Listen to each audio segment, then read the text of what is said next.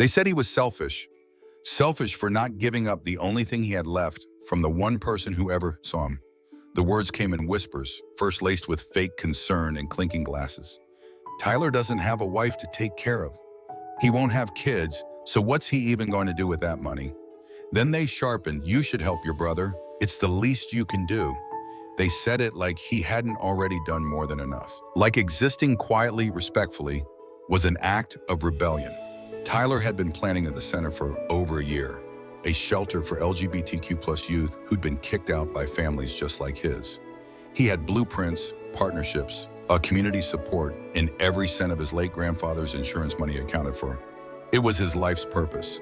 His family saw it as an optional project, something that could wait until after his younger brother's wedding. The same brother who had never asked Tyler to be his best man or even to stand in the wedding photos. Tyler sat at the long, polished dining table with Marcus, his fiancé.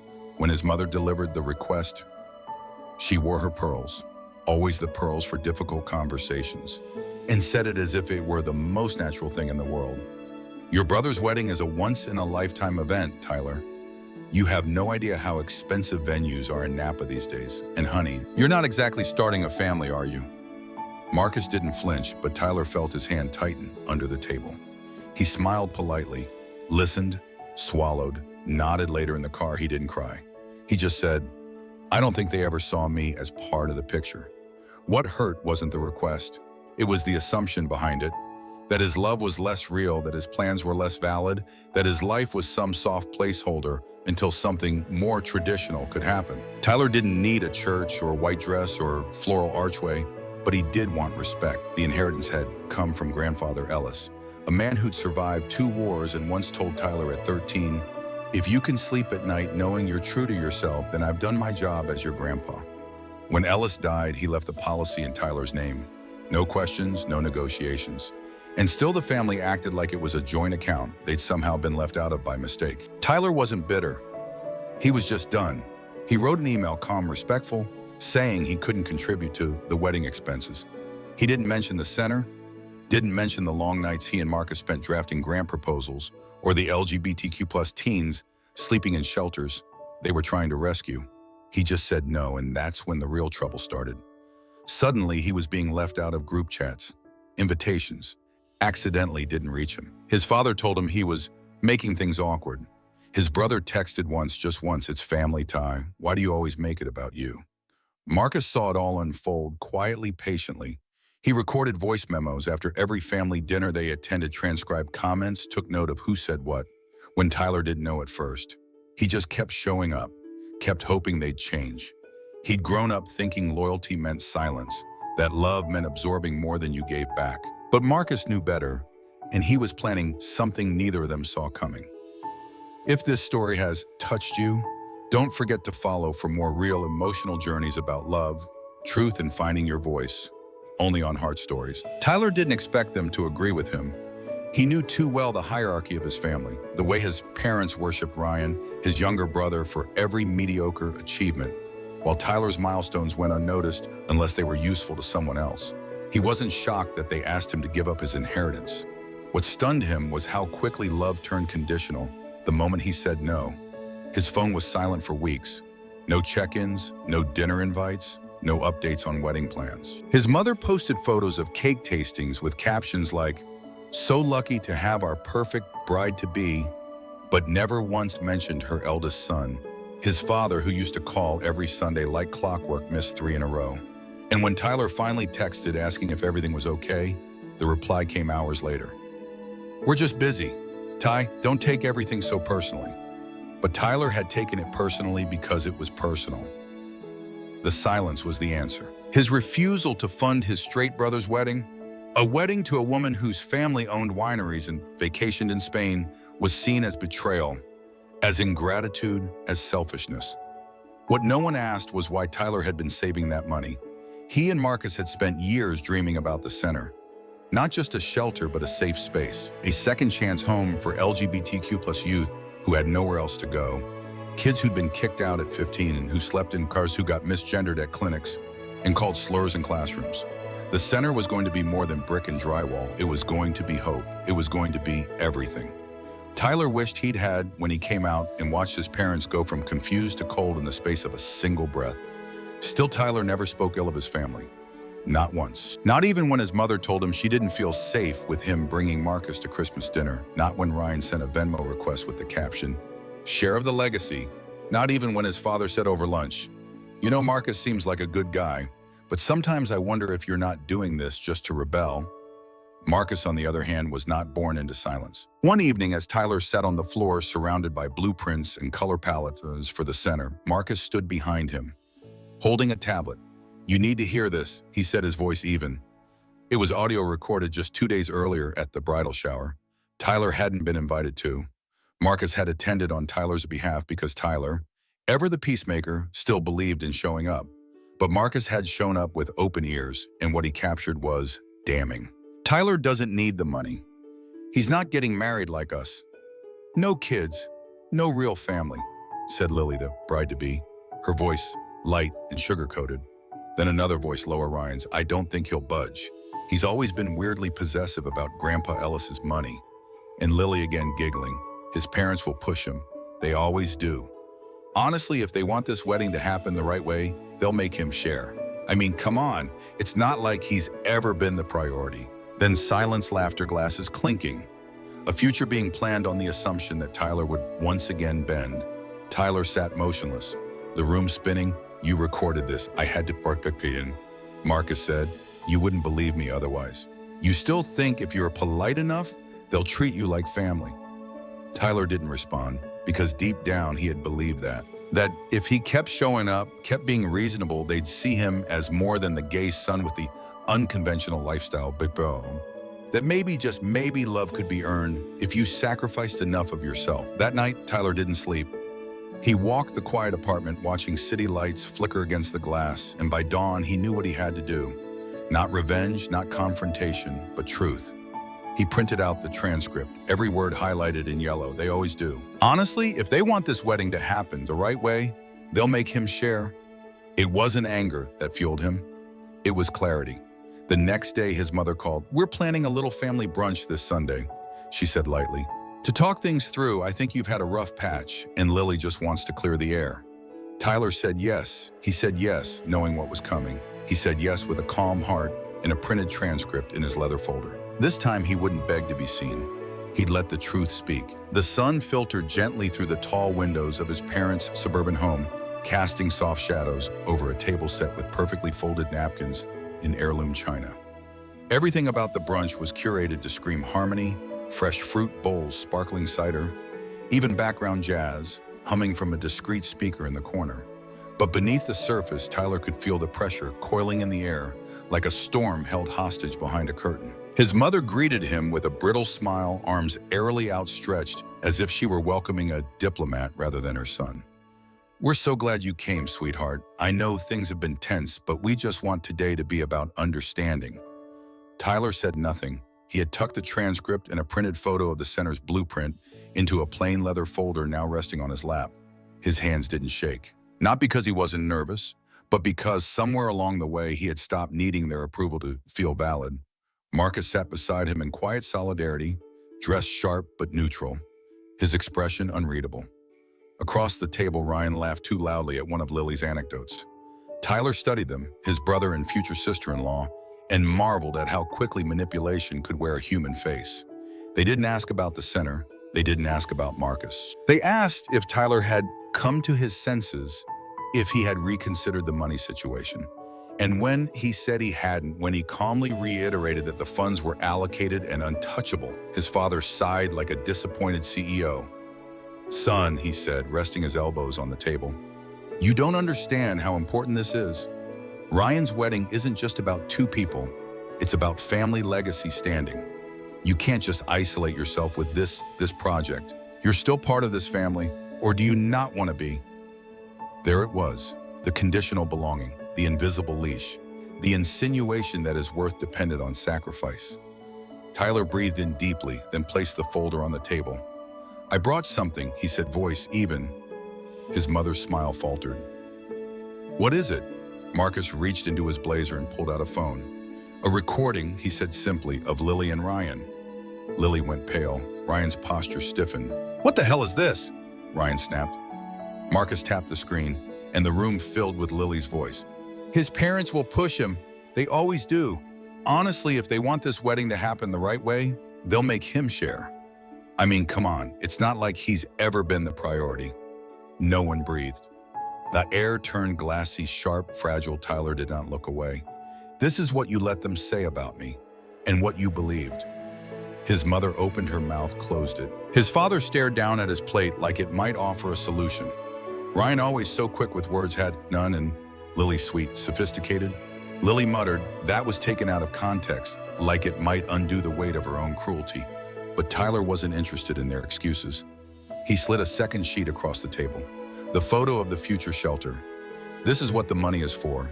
Not for catering in Napa, not for your seating charts or floral arches. It's for kids who were told they didn't belong, just like you told me."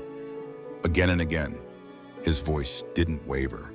He didn't raise it because truth, when unshakable, doesn't need volume. "You always ask me to be quiet to make things easier, to not cause conflict. But silence doesn't protect love, it erases it." His father finally spoke. "Tyler, you could have just talked to us." "I did. My whole life I've been talking.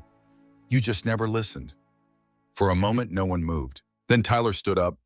Marcus followed. He looked at them one last time. The people who raised him, clothed him, educated him, yet never truly saw him. And he realized he was done waiting for them to change, done begging for scraps of recognition disguised as compromise. As he turned to leave, his mother reached out, her voice cracking. "Tyler, please don't go like this. We love you." He paused, not because he believed her, but because part of him still wanted to. But love that only shows up when convenient isn't love. It's performance. "I hope someday," he said quietly, "you learn what it really means to love someone who doesn't fit into your picture." And then he walked out, not in anger, not in pain, but in peace, because truth had finally spoken, and this time he had chosen to listen. The weeks that followed didn't feel like victory. They felt like shedding, like standing in the cold without a coat, finally knowing what the wind really feels like. Tyler didn't expect an apology. He didn't wait for one either. After the brunch, he and Marcus returned to their apartment and quietly took the folder off the table. They didn't debrief, they didn't celebrate. Instead, they rolled up the blueprints and went back to work. There were still permits to finalize. The city zoning board had questions about accessibility. Funders needed updated impact reports.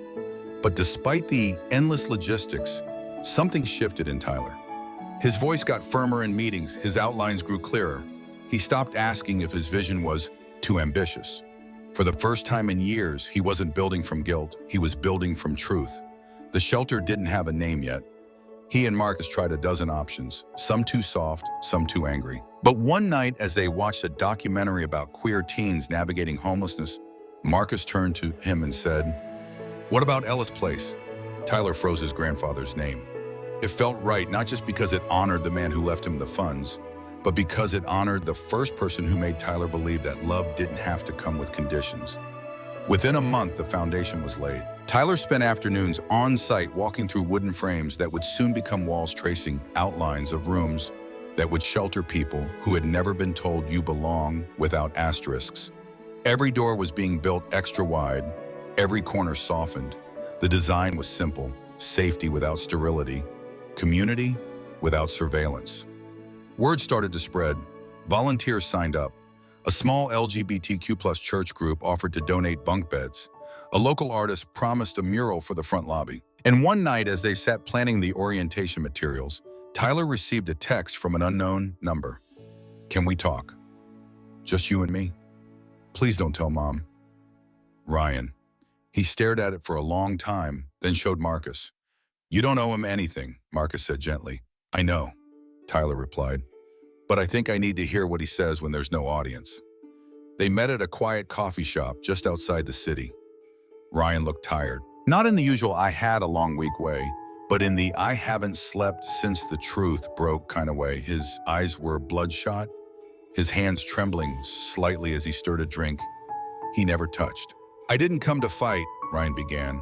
"I came because I believed that if I followed the planned career marriage kids, I'd finally be enough.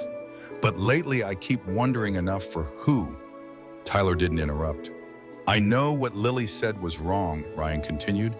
I should have stopped her. I should have defended you, but I didn't. And now I can't stop hearing her voice and yours. There was silence between them, the kind that wasn't angry anymore, just raw.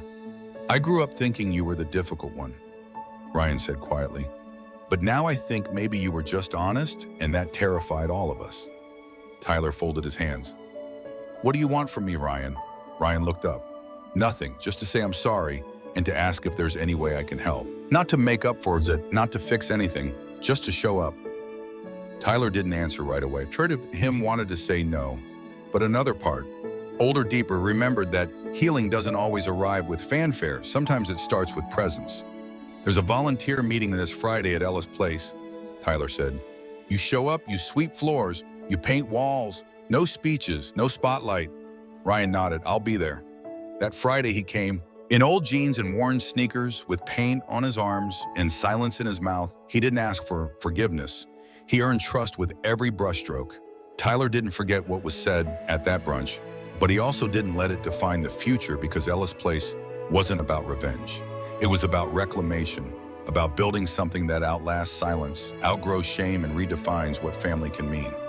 When truth is finally allowed to stand. The grand opening of Ellis Place was set for a Saturday morning in late September. When the air in the city carried the first hints of fall, the leaves hadn't yet turned, but the breeze held a quiet crispness, like the world itself was holding its breath. Tyler stood outside the freshly painted building, its mural, an abstract flight of birds in every color, glowing beneath the soft light of dawn. He hadn't slept the night before.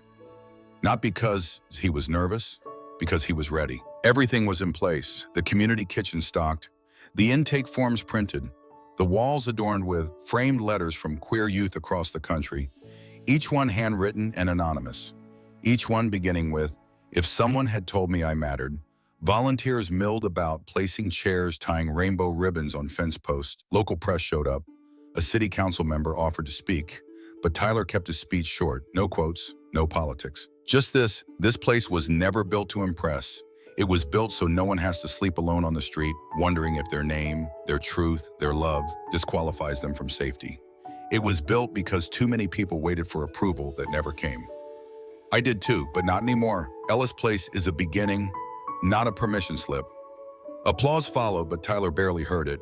His eyes scanned the small crowd, not looking for someone, not hoping, but simply observing. Until he saw a figure standing off to the side of the lot, not clapping, not crying, just there, his mother, Anna.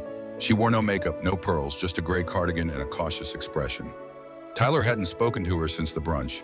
She had sent one email after the transcript was exposed, a vague note about misunderstandings and family being complicated. He never replied. Now she approached slowly, carefully, as if Ellis Place were made of glass. I wasn't sure if I should come, she said softly. But Ryan told me what you've built, and I needed to see it with my own eyes. Tyler looked at her, really looked, and for a moment all the versions of her he'd carried inside flickered at once. The woman who packed his school lunches, the one who didn't hug him when he came out, the one who whispered his name at family parties only when someone else brought him up. I'm not here for anything, she continued. Not forgiveness, not reconciliation. Just to say, I know I didn't understand what I should have, and I'm sorry. Tyler's throat tightened, but he didn't cry. Instead, he gestured gently toward the open front doors. You can go in. No one will stop you.